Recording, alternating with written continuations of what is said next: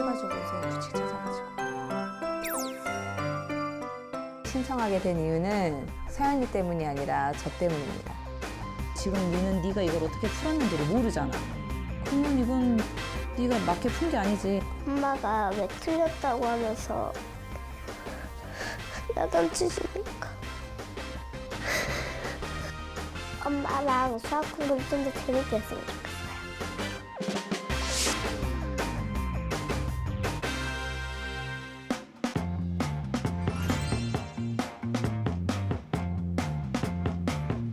안녕하세요. 즐거운 수다를 통해 수학의 재미를 찾아보는 수다학입니다.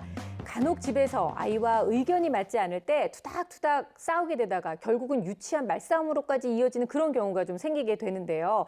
나중에 혼자 앉아서 생각해보면 내가 애랑 뭐하고 있는 건가 이런 생각이 들어서 혼자 낯이 뜨거워지는 경우가 있거든요. 솔직히 같은 엄마로서 좀 공감하시죠, 선생님? 그렇죠. 이렇게 듣다 보면 싸우다 보면 엄마나 애나 똑같다. 그렇죠. 하면서 이제 남편의 푸념과 한탄이 들려오는데 네. 아이들은 능숙하게 자신의 표현을 잘 못하잖아요. 그러니까 어떻게 보면 아이하고 그렇게 싸우는 게 좀 부끄러운 일일 수도 있습니다. 맞아요. 그래서 아이하고의 대화를 좀 원만하게 하고 즐겁게 엄마의 의견을 전달하고 싶으면 이제 세 가지를 좀 갖추면 좋을 것 같아요. 네. 첫 번째는 재밌어야 돼요. 즐거운 대화.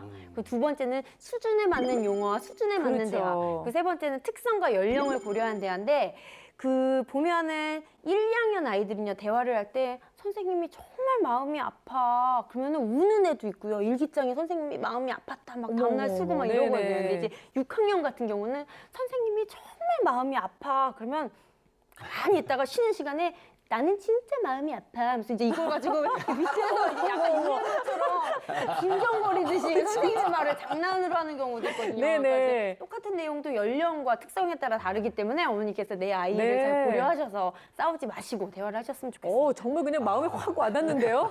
저였으면 이렇게 했죠. 제가 네. 그때 6학년 학생이면 선생님 마음이 아파? 난 안 아파! 하면서 더 열받게 정말 했을 매를 텐데. 부르는데. 아이가 어머니와의 갈등을 통해서 스트레스를 받는다면 언어성이나 사회성과 같은 여러 가지 분야에서 발달에 여러 가지 문제들이 생길 수 있는데요. 아이들이 보통 스트레스를 분출한다든지 화를 내는 것은 다 이유가 있는 경우가 많습니다. 네. 그런 경우에는 어머니께서 한 걸음 물러서셔서 네. 이 아이에게 무슨 이유가 있었지? 또 내가 뭐를 봐야 되지? 라고 하는 것을 살펴보실 수 있으면 좋겠습니다. 아이들이 무리한 요구를 할 때 화가 나는 경우가 많이 있거든요. 근데 어떨 때는 엄마가 그걸 들어주기도 하고 네. 어떨 때는 안 들어주기도 하고 그러다 보면 아이는 잘만 하면 들어준다고 생각하니까 때를 쓰는 경우가 많아요. 그래서 원칙을 갖고서 아이를 훈육할 필요가 있는데 아예 안 되는 거 몇 개는 확실하게 아이한테 알려줄 필요가 있어요. 우리 집에서 이건 안 되는 거니까 이거에 대해서는 나한테 요구할 생각하지 마라. 네. 또 하나 이제 아이하고 싸울 때 그 어머니들이 쓰는 말 중에서 너는 원래 항상 늘 맞아요. 그다음에 이런 표현을 쓰거든요. 근데 아이는 뭐 요번에 하나 잘못한 건데 자칫 잘못해서 너의 본성이 그렇다는 식으로 얘기를 해버리면 아이가 자존감이 굉장히 나빠질 수가 있다는 거죠. 그래서 현재 있는 행동에 대해서 훈육하되 아이한테 원래란 이런 표현을 안 쓰는 게 좋을 것 같아요. 네, 맞아요. 아이는 사실 그냥 어린 아이일 뿐인데 또 자기 주장을 하는데도 어려움이 있잖아요. 그런데 그것도 모르고 엄마가 오히려 더 아이를 다그치다 보면 아이 입장에서는 내 얘기도 못하고 너무 억울한 마음이 좀 많이 생길 것 같은데 자, 오늘 수닥을 찾아와 주신 어머님은요. 본인이 올바른 훈육이 좀 잘 되지 않고 아이를 가르칠 때 너무 감정적으로 치우치게 돼서 고민이라고 저에게 연락을 해주셨습니다. 그런데 더욱더 큰 걱정인 것은 이게 수학 공부를 할 때 유난히 이런 현상이 많이 일어난다고 하는데요. 과연 어머님의 고민이 어떤 건지 지금부터 함께 사연을 만나보도록 할게요. 이번 주 주인공이 살고 있는 이곳은 푸른 바다가 넘실대는 경상남도 거제. 작은 공책에 예쁘게 채워넣은 그림과 글씨. 누구의 솜씨일까요? 안녕하세요. 동화작가가 되고 싶은 초등학교 3학년 나서연입니다. 꿈도 외모도 동화같이 귀여운 오늘의 주인공 나서연 양. 반가워요. 아이고, 동화 작가. 근데 저 나이 때 저런 꿈을 꿀 수가 있나요? 나 그러니까요. 동화 작가 해야지. 소연아 지금 뭐 하는 거야? 이거 6.25 전쟁 때 있었던 일을 동화책으로 그리고 있는 거예요.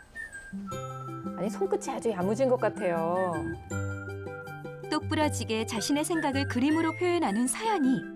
서연이 어머니는 어떤 고민이 있을까요? 제가 수다하게 신청하게 된 이유는 서연이 때문이 아니라 저 때문입니다. 아니, 너무 솔직한 거 아닌가요? 그래서 더 궁금해지는 이번 주 사연. 그 서연이 수학을 제가 가르치고 있는데 이미 설명을 했는데도 이해를 잘 못한다거나 이제 배운 내용을 또 틀리거나 하면 화가 나고 스트레스를 받아서 어떻게 하면 서연이한테 좀 더 편한 선생님이 될 수 있을까, 이제 그런 고민을 해결해 줄 수 있지 않을까 해서 제가 찾게 되었습니다. 결국 어떻게 하면 욱을 참을 수 있느냐, 이제 모든 어머님의 공통적인 고민인데요. 참기 쉽지 않은데. 아, 그렇죠. 서연이는 어떻게 수학 공부를 하고 있을까요? 먼저 벽면 가득 교구가 눈에 띄는데요. 교구가 진짜 많네요. 어릴 때 저렇게 교구를 많이 만지는 거는 뇌 자극에 굉장히 도움이 되거든요. 네. 적극 권장합니다. 교구로 수학 공부를 많이 했는데요. 이제 이거는 게임으로 하는 이제 놀이 수학인데 3살부터 지금 3학년 올라가기 전까지 했었고요. 이 교구는 이제 2살 때부터 7세까지 했었어요. 근데 지금은 학교 시간하고도 좀 잘 안 맞고 해서 아직 과정은 남아 있는데 동생한테 지금 이제 물려준 상태거든요. 수학적 사고력을 높여주고 싶어 엄마가 선택한 교구 수업. 최대한 다양한 교구를 선택하고 방문 수업을 신청하는 등 많은 노력을 기울였습니다. 저는 솔직히 처음 보는 교구들도 굉장히 많아요. 굉장히 어린 나이 때부터 했네요. 막 2살 때, 3살 때부터 했으니까. 네, 정말 다양하게 많이 가지고 계시는 것 같아요. 어머님이 좀 교육에 대한 관심이 되게 높은 것 같아요. 너무 많은 교구가 있는 것이 약간 걱정이 그래, 됩니다. 너무 많아서 걱정이 된다. 그리고 최근 시작한 학습지. 기본 연산 문제집부터 사고력, 심화까지 다양하게 풀고 있습니다. 근데 문제는 이제 그 학과과정 이 심화 문제집인데요. 아이가 이제 그날 컨디션이나 기분에 따라 뭐 이렇게 다 맞을 때도 있고, 이쪽 보시면 지금 여기 위에 2문제 빼놓고 지금 다 틀렸거든요. 그런데 이제 난이도별에 있어서는 이 앞쪽에 있는 문제랑 별 차이가 없어요. 근데 그 별 차이가 없는 건 사실 어른들 눈에는 별 차이가 없는데 아이들한테는 굉장히 큰 차이일 수도 있잖아요. 근데 어쨌든 아이가 자기 기분에 따라 이렇게 수학 문제 실수가 많다 보니까 제가 이 부분을 못 견디고 아이한테 화를 많이 내는 것 같아요. 자, 어머님이 그래도 솔직하게 본인의 그 지금 상황을 말씀해 주신 게 너무나 큰 용기를 내신 것 같아요. 그리고 난이도 차이가 별로 없는데 틀린다는 거는 그 최상위 문제는 그럴 수가 있는 게요. 네. 그거는 끈기가 필요한 거거든요. 그러니까 이해가 되고 안 되고 문제가 아니고 어떻게든지 풀어야겠다는 의지가 있을 때 풀리는 거기 때문에 그 얘의 심리 상태에 따라서 맞추고 틀릴 수도 있을 거예요. 그렇군요. 꾸준하지 않고 들쑥날쑥한 수학 성적이 엄마를 화나게 하는 첫 번째 요인. 서연이의 평소 공부 습관은 어떨까요? 국화 페이지 기탄 한 장. 소연아, 그거 뭐야? 제가 오늘 숙제해야 될 걸 적어놓은 계획인데요. 이게 오늘 해야 되는 거예요. 아유, 자신의 계획표도 아주 꼼꼼하게 잘 짜고 있어요. 공부 환경을 정말 잘 구성해줬네요. 네. 본격적으로 공부를 시작했습니다. 그런데 근데 문제집을 그냥 안 풀고 찢어서 이렇게 푸네요. 가끔씩 저렇게 문제집을 찢어서 푸는 친구들이 있는데 저럴 경우에는 채점이 잘 이루어졌는지를 확인할 수 없기 때문에 되도록이면 찢지 않고 문제집을 푸는 것이 좋다라고 생각합니다. 네. 서연이의 또 다른 공부 습관도 관찰됐는데요. 바로 엎드려 문제 풀기. 문제를 풀기 시작하자마자 자연스럽게 팔을 깹니다. 후다닥 연산 문제 풀기가 끝나고 이번엔 사고력 문제 차례. 얼마나 잘 풀어낼지 기대되는데요. 그동안 수학적 사고력을 기르기 위해 해왔던 교구 활동, 과연 그 효과가 빛을 발할까요? 궁금해지기도 하는데요. 그런데 어쩐지 생각보단 어려워하네요. 지웠다 썼다 하길 수차례. 좀처럼 진도를 나가지 못하는 이유를 한번 물어봤습니다. 소연아, 연산은 아까 금방 풀던데 사고력 오래 걸리네? 연산은 빨리 풀수록 있고 쉬운데 이건 어려워요. 그래도 최선을 다해 풀었습니다. 자, 우여곡절 끝에 이제 문제를 다 풀고 채점을 받으러 가는데요. 안 돼. 안 했다. 이거 왜 안 했어? 못 봤어. 왜 못 봐? 바로바로 이렇게 있는데. 서연이의 사소한 실수, 엄마를 화나게 하는 두 번째 요인인데요.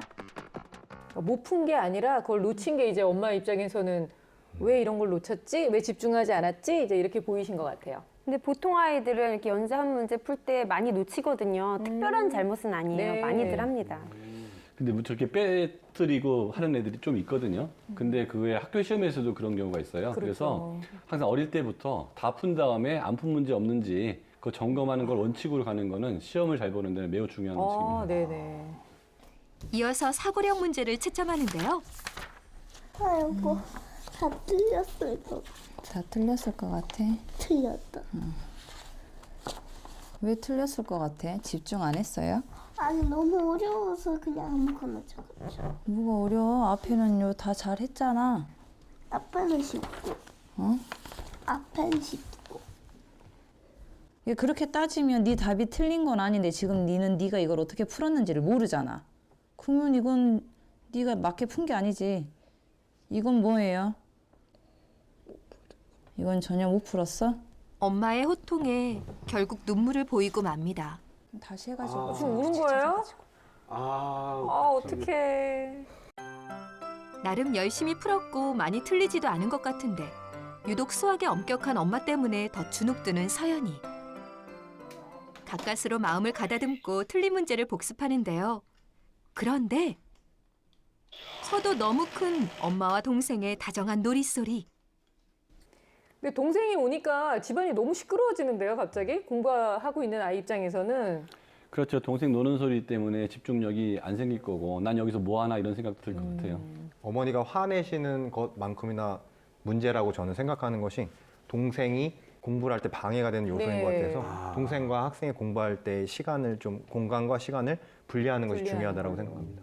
그리고 동생하고 지금 나이 차이가 너무 많이 나서 같이 학습을 한다는 것은 불가능해 네. 보여요. 그래서 공부를 할 때는 동생은 이제 격리, 방에서 그 뭐 다른 놀이를 한다던가 최대한 소리를 안 내서 유혹이 되지 않아야 해요, 그래요, 동생이. 네. 서연이에게 수학은 어떤 이미지로 남아있을까요? 눈물이 날 것 같아요. 엄마가 난 그냥 내 실력대로 했을 뿐인데 엄마가 왜 틀렸다고 하면서 야단치시니까. 아, 오늘 방송 너무 슬퍼서 못 보겠어요. 오늘 너무 슬프다. 아유. 근데 가장 큰 문제는 제 심리적인 문제 같아요. 그리고 같은 또래인데도 한 2년 앞서서 선행을 한다든지 이제 제가 귀를 닫고 있으면 되는데 그런 얘기가 자꾸 들리다 보니까 이제 어렸을 때부터 이렇게 꾸준하게 이제 했는데 그거에 대한 보상 심리 때문인 것 같아요. 제가. 서연이를 위한 엄마의 관심이었는데 어느새 발목을 잡아버린 수학. 반면 다른 과목은 비교적 편안하게 공부하는 모습입니다. 엄마랑 수학 공부를 좀 더 재밌게 했으면 좋겠어요. 서로를 사랑하는 만큼 기대도 큰 엄마와 서연이. 두 사람이 부담 없이 수학을 공부할 수 있도록 수다 도와주세요. 아, 서연이가 그냥 눈물을 뚝뚝 흘리는 걸 보니까 제 어렸을 때 생각도 많이 나고. 저 때문에 우리 지용이도 눈물을 참 많이 흘렸었거든요. 예, 오늘 너무 저 그 공감이 슬퍼서 되는데. 수닥을 못 하겠어요. 아니, 그러니까 갑자기. 저도 갑자기 울컥했어요. 아, 예. 근데 다른 시청자분들께서는 사실 엄마가 뭐 그렇게 대단히 크게 화를 내는 것 같지도 않은데 애가 너무 눈물이 많은 게 아닌가라고 생각하실 수도 있는데 솔직히 어머님이 이렇게 저희 수다하게 고민을 털어놓으실 정도로 평소에는 좀 이렇게 많이 욱하시고 많이 목소리도 커지시고 누가 수학을 이렇게 풀라 그랬어? 때려쳐! 막 이렇게. 그 정도까지는 아니, 아니시겠지만, 아니시겠죠. 네. 그래서 어머님이 어떻게 하면 내가 내 마음을 좀 잘 다스리면서 서연이한테 좀 편하게 그리고 좋은 수학 선생님이 될 수 있을까 이제 이 고민을 털어놓으신 건데요. 어머님이 어쨌든 저희한테 고민 신청을 하셨으니까 저희가 가감 없이 저희도 쿨하게 어머님에 대한 이야기를 좀 나눠보도록 하겠습니다. 뭐 같은 엄마로서 공감이 되는 부분도 상당히 많이 있기는 했는데요. 선생님은 어떻게 보셨어요?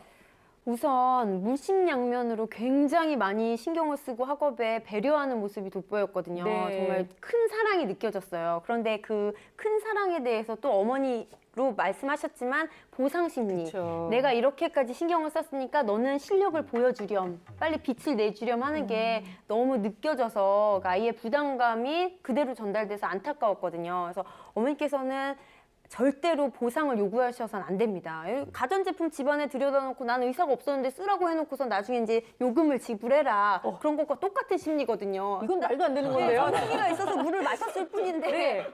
그래서 그렇게 하지 말고 이제 조금 더 이 부족한 부분을 찾아서 같이 보충해주겠다고 하시면 좋을 것 같은데 가장 큰 문제점은요. 채점을 하실 때 100점을 맞아야 돼. 동그라미 수를 찾아야 돼. 이런 관점에서 채점을 하다 보니까 아이도 조마조마하고 네. 어머니께서도 스트레스를 받으시는 것 같아요. 그래서 틀린 문제에 대해서 요 부분만 맞았어도 네가 다 맞는 건데 뭐 이런 식으로 약간 안타까운 엄마의 그런 마음을 전달되게 해주지 왜 이거를 못했어요? 왜 이 부분을 찾지 못한 거예요? 라는 것은 안 하셨으면 좋겠어요. 네.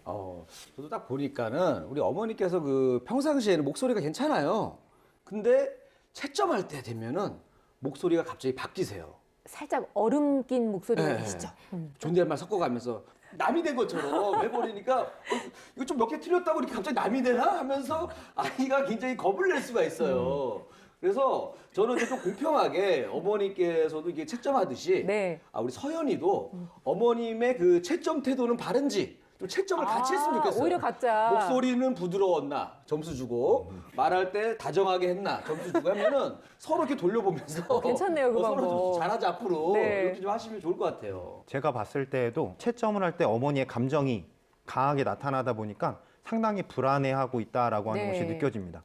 옆에서 채점을 하려고 하는 순간마다 변호를 하고 몸을 어쩔 줄 몰라 하는 맞아요. 모습을 보는 것이 그 부분을 어머니께서 감정을 조절하실 수 있도록 해주시면 좋겠고요. 두 번째는 어머니가 명확하게 서연이에 대해서 파악하고 있다라고 말씀하시지만 실질적으로는 그렇지 않은 것을 알 수 있어요.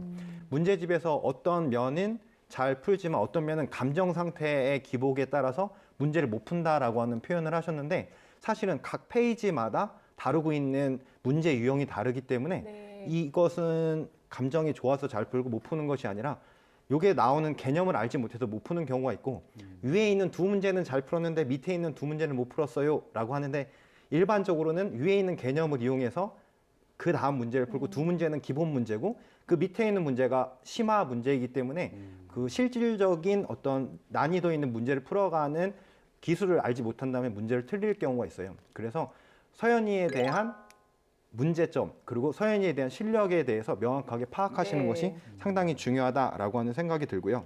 지금 상황으로 봤을 때는 사고력과 심화라고 하는 것이 문제가 아니라 기본적인 유형에 대한 부분이 잘 익숙하게 되었는지를 확인한 후 심화 문제와 사고력 문제로 넘어가는 것이 좋다라고 판단됩니다.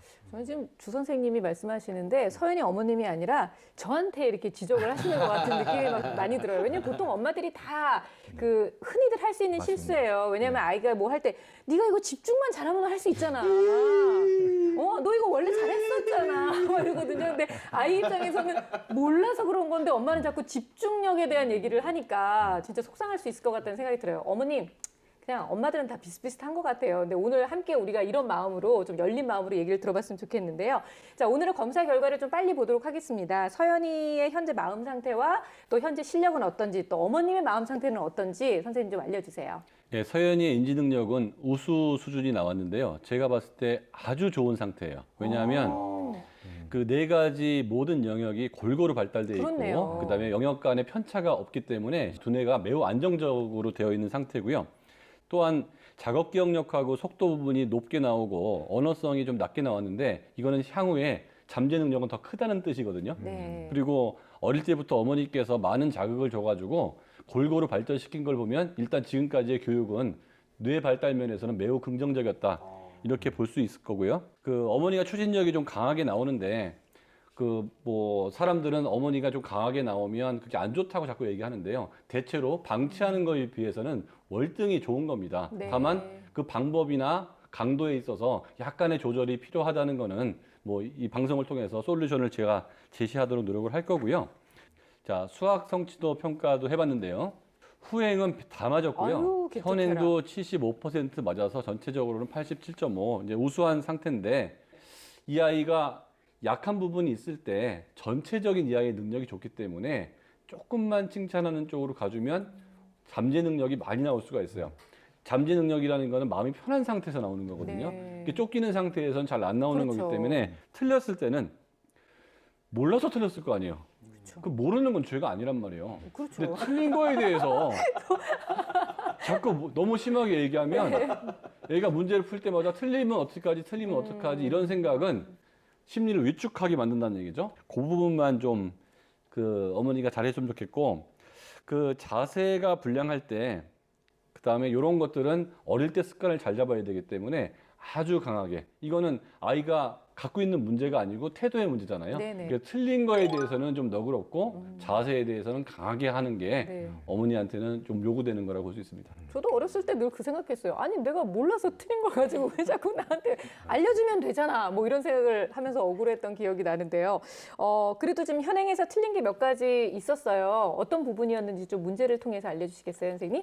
저는 도형 문제가 많이 틀린 게 눈에 띄었거든요. 아, 네. 그래서 저는 처음에 평가지 결과만 보고서는 어머 얘는 도형은 실물로 놀아본 경험은 별로 없고 문제집만 푸는가 봐라고 판단을 했었어요. 근데 저희가 아까 봤을 때 교구가 굉장히 많았잖아요. 집에 쌓여있는 교구를 보고 깜짝 놀랐거든요. 그러니까 문제 푼 것 중에 2번과 6번 같은 경우를 다 틀렸는데 전부 다 평면 도형의 뒤집기거든요. 이거는 색종이 몇 번 가지고 노라만 봐도 이렇게 흔히들 3학년 아이들이 많이 잘 푸는 문제인데 네. 동일하게 틀렸단 말이죠. 그러니까 이 부분은 잘 모르는 거예요. 연상이 안 되고 힘들어하기 때문에 제가 봤을 때는 지금 교구가 굉장히 많잖아요. 그중에서 도형과 관련된 교구를 뽑아서 교과서 그 진도에 맞게 그 교구들을 가지고 실제로 해보면서 여러 번 연습해보는 연습을 해보는 게 참 중요할 것 같습니다. 네. 역시 제가 본 문제도 그 도형 문제긴 한데 이거는 간단한 실수인 것 같아요. 밑에 계산하는 것을 보면 345라고 써야 되는 부분을 455라고 적었어요. 서연이가 영상 속에서 연산하는 부분은 그렇게 어렵지 않다라고 하는 표현이 있었었는데 틀린 것을 봐서는 이러한 간단한 실수를 한 것 같다는데 그것을 하지 않을 수 있도록 노력하는 부분이 중요할 것 같고요. 그 다음에 도형이라고 하는 부분이 자신 없다면 아까 전에 동화 작가가 꿈이라고 이야기를 했는데 수학 동화책 중에서 도형을 다루는 기하를 다루는 여러 가지 동화책들이 있으니까 네. 그 동화책들을 보면서 도형에 대해서 편안하게 다가가고 그 다음에 동화 작가가 꿈이기 때문에 도형을 이용한 여러 가지 동화 같은 것들도 써보는 것을 추천합니다. 네. 검사 결과를 보니까 뭐 수학 성적이 그렇게 나쁘지 않아서 어머님 좀 안심하셨으면 좋겠고요. 앞으로 더욱더 발전할 가능성이 있다고 하셨던 거 꼭 기억해 주시면 좋겠습니다. 근데 지금 심화 얘기가 잠깐 나왔을 때 어머님이 누구나 다 하는 고민을 좀 하고 계세요. 여기저기서 들리는 얘기가 너무 많다 보니까 우리 아이도 요만큼은 더 해야 되지 않을까, 조금만 더 그 선행을 좀 해야 되지 않을까 이런 고민을 지금 하고 계시거든요. 어떻게 보세요, 선생님? 인지 능력상으로는 큰 문제는 없어 보여요. 뭐 해도 되고 그다음에 그 심화도 해도 큰 문제는 없어 보여요. 다만 엄마가 관여하는 게 이 아이의 그 심리에 플러스가 안 될 것 같으면 네. 선생님을 찾는 게 훨씬 더 좋을 것 같아요. 그러면 선생님은 객관적으로 보기 때문에 아이가 하고 싶은 만큼 할 수 있을 거라고 보거든요. 그리고 어쨌거나 지금까지는 잘 이 아이가 균형 있게 발달했다는 얘기죠. 그렇다고 해서 지금까지 맞은 방식이 앞으로도 맞진 않아요. 이제는 내 손을 놔야 될 때가 있는 거거든요. 근데 어머니께서도 이게 명석하신 것 같아요. 네. 그래서 내가 지금까지 잘했으니까 내가 계속 끌고 갔으면 좋겠다고 생각하는데 그게 자칫 잘못해서 아이한테 계속적인 상처를 주고 나중에 이 아이가 중학교, 고등학교 쭉 됐을 때 말을 심하게 안 들을 가능성이 있거든요. 그래서 지금 살살 놔줘야 될 때가 된 것 같고 그리고 감정적으로 만약 이 아이가 힘들 때는 그래도 참고 하기에는 어린 나이예요. 그때는 잠깐 쉬었다가 감정이 편했을 때 수학을 하게 되면 참 눈물이 나는데도 어떻게 해야 된다고 생각하면 이 수학이 슬프잖아요. 그죠? 수학을 좀 기쁠 때 위주로 네. 하는 게 좋을 것 같아요. 수학이 슬프다는 말이 너무 가슴에 와닿아서 본인도 그렇잖아요. 왜 모른 척해요. 너무 웃겼어요. 눈물을 흘려서 수학 공부하니까 안 그래도 이거 힘든데 이것만 보면 눈물이 날 것 같은데. 그 얘기하는 것 같아요. 저는 서연이한테 이제 이런 얘기를 해주고 싶습니다. 우리 세계적인 동화 작가 안데르센이 있지 않습니까? 네. 엄청난 명성을 얻고 나서 돈을 많이 벌면서 이름이 안데르센에서 돈 많이 센으로 바뀌었어요. 근데 안데르센이 한 얘기가 있습니다. 네. 한 얘기가 있는데 뭐라 그랬냐면 나는 가난했기 때문에 성냥팔이 소녀를 쓸 수 있었고 얼굴이 못생겼다고 놀림받았기 때문에 미운 오리 새끼를 썼다 이런 얘기를 했는데 서연이한테도 지금 이렇게 좀 힘들고 어려운 이런 시기를 잘 이겨내면 앞으로 대단한 동화 작가가 될 거니까 네. 조금 힘들더라도 참고 잘 하기를 바라겠습니다. 나는 역시 눈이 낮은가 봐. 난 왜요? 안데르센 그 동상을 보고 네. 잘생겼다고 생각했거든요. 못생겼었군요. 제가 봤을 때는 우리 서연이 같은 경우에는 연산하는 시간만 너무 많다라는 생각이 들어서 네. 연산하는 시간을 좀 줄여서 하루에 이제 15문제에서 20문제로 30분 정도로 줄이고 여러 가지 단원에 대한 밸런스를 맞췄으면 좋겠다라고 하는 생각이 들고요.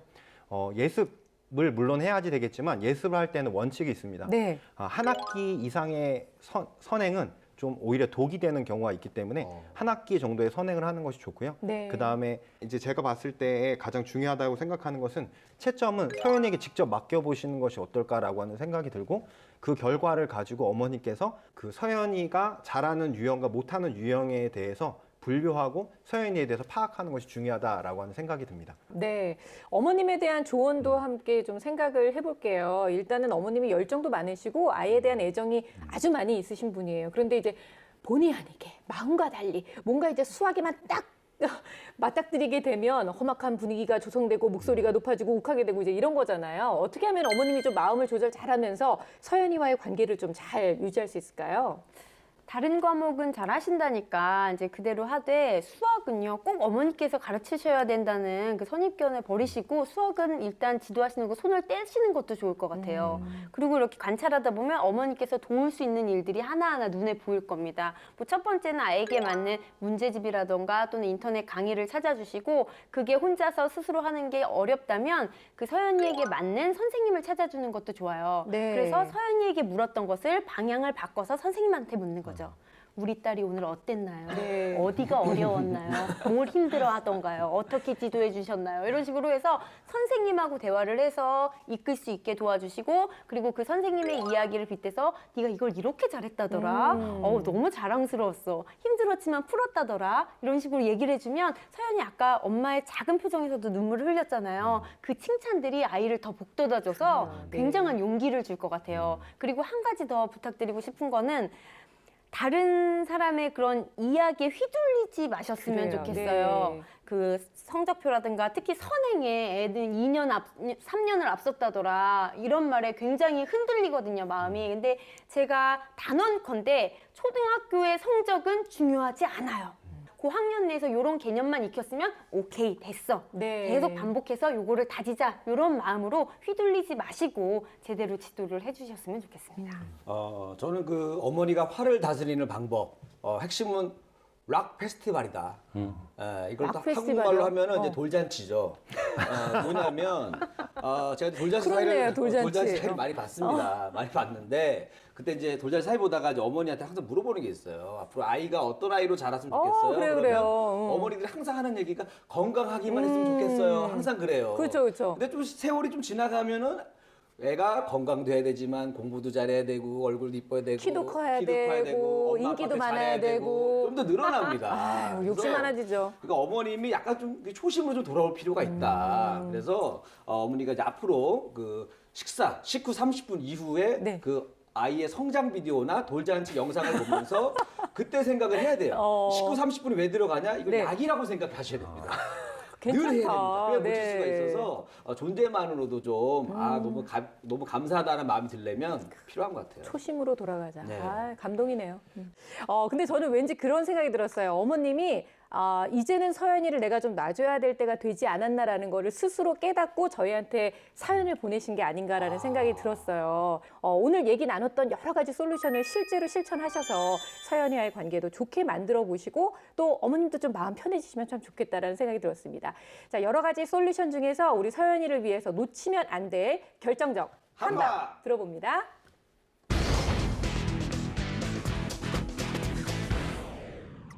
제 결정적 한방은 틀린 문제입니다. 어머니는 지금 서연이의 맞은 문제에만 관심을 갖고 계신데요. 틀린 문제에 집중하셔서 적절한 보충이 이루어질 수 있도록 적극적인 보호가 필요합니다. 제 결정적 한방은 인성교육입니다. 어머니는 서연이의 인성교육을 시켜주시고요. 수학과 같은 과목의 교육은 전문가한테 맡겨지는 게 이 아이의 잠재 능력을 키우는 데 도움이 될 것 같습니다. 제 결정적 한방은 햇님입니다. 동화 속 외투를 입은 나그네의 마음과 행동을 바꿨던 것은 강한 바람이 아니라 햇빛이었습니다. 서연이에게 어머니의 따스한 햇살을 비춰주세요.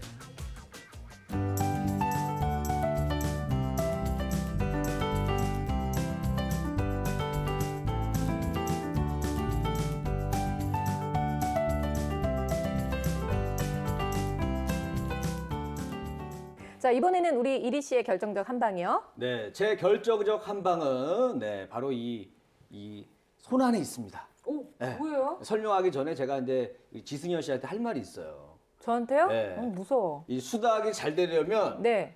지승현 씨가 앞으로 더 노력하고 더 열심히 하는 모습을 보여줘야 된다고 생각합니다. 이건 무슨 경우예요? 지금 갑자기 저한테 도전하는 거예요? 이 자리에 앉고 싶은 거예요? 지금 무슨 얘기 하고 싶은 거예요? 이렇게 얘기를 하면 본인이나 잘하세요. 제가 굉장히 거칠게 얘기했잖아요. 네. 기분이 나쁘시잖아요. 아니 거칠게 되네요, 나도. 거칠어지죠. 네. 근데 요거를요, 약간 좀 귀엽게 말하면 네. 바뀌는데 이 핸드폰 어플 중에서 네. 이 헬륨 목소리가 나는 그 정말요? 어플이 있어요. 그럼 이걸 한번 어떻게 들어볼까요? 되나? 이렇게 한번 됩니다. 수학이 잘 되려면 지승현 씨가 앞으로 더 노력하고 더 열심히 하는 모습을 보여줘야 된다고 생각합니다. 자, 보셨죠? 자, 우리 어머님께서 네. 어머님께서 얘기할 때 조금 더 편안하게 재밌게 귀엽게 얘기하시면 좋을 것 같다. 그냥 하기 뭐 하시면 네. 이 어플 쓰셔가지고 본인이 미리 이걸 녹음해놨다가 이걸 들려주면 서연이가 좀 상처를 덜 받지 않을까 생각했습니다. 너무 좋은 방법인 것 같아요. 이렇게 들으니까 네. 하나도 기분 나쁘지 기분 않아요. 한번 더 들려드릴까요? 네. 어. 수학이 잘 되려면 지승현 씨가 앞으로 더 노력하고 더 열심히 하는 모습을 보여줘야 된다고 생각합니다. 야, 열심히 기분 좋아. 잘하겠습니다. 기분 좋아지잖아. 앞으로 너무 네. 열심히 잘할게요. 이 어플 괜찮네요. 네네. 저도 많이 좀 활용해야 될 것 같은데요. 자, 선생님들의 공통적인 의견은 바로 칭찬을 많이 해주고 그리고 기다려주고 무엇보다 더욱더 부드러워지시라라는 아주 쉬운 어렵지 않은 그런 부탁이셨어요. 노력하셔서 서연이와 사이도 더욱더 돈독해지시고 서연이가 수학 실력도 마음껏 발휘할 수 있도록 도와주시면 좋겠습니다.